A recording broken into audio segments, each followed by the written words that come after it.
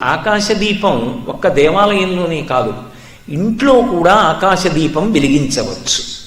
ఇంట్లో కూడా ఆకాశదీపం వెలిగించవచ్చు, దాని చేత ఎనలేని ప్రయోజనాన్ని పొందవచ్చు అని శాస్త్రవాక్కు.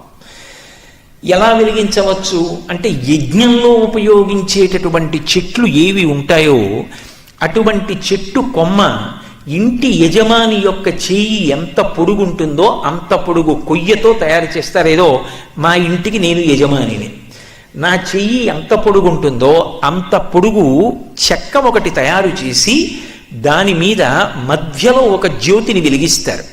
చుట్టూ 8 చిన్ని చిన్ని ప్రమిదల వంటి ఉంటాయి, అందులో 8 చిన్న దీపాలు వెలుగుతూ ఉంటాయి, మధ్యలో పెద్ద దీపం వెలుగుతూ ఉంటుంది. ఈ దీపాన్ని ప్రదోషవేళలో బయటికి తీసుకొచ్చి కానీ ఇంటి మేడ మీద కానీ వెలిగిస్తారు.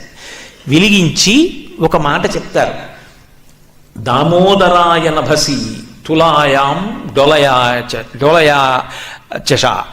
స్వామి, నీవు ఆకాశస్వరూపుడవై అంతటా ప్రకాశిస్తున్నావు. అలా ప్రకాశిస్తున్నటువంటి నీకు ఓ దామోదర, అనంతంగా విష్ణుతత్వంగా వ్యాపించి ఉన్నటువంటి నీకు ఇదిగో నేను ఆకాశ దీపం పెడుతున్నాను. ప్రదీపంతే ప్రయచ్ఛామి, ఊగుతున్నట్లుగా ఉన్నటువంటి ఈ దీపాన్ని పెడుతున్నాను. అలా 30 రోజుల పాటు ఆకాశ దీపాన్ని ఇంటి ముందు కానీ దేవాలయంలో కానీ వెలిగించినటువంటి వారు ఉత్తరోత్తర జన్మల యందు తత్ఫలితము చేత ఏమీ ఆశించకపోయినా అనంతమైనటువంటి ఐశ్వర్యాన్ని పొందుతారు అని శాస్త్రవాక్కు. ఎందుకంటే దేవతలకు ఒక లక్షణం ఉంటుంది, మనం అడిగామా అడగలేదా అని వారు చూడరు. వారి ఆరాధన చేసినప్పుడు వారు ఒక ఫలితాన్ని ఇస్తారు.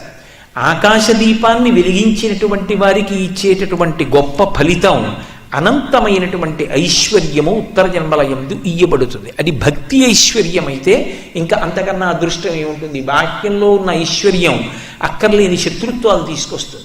భక్తి ఐశ్వర్యం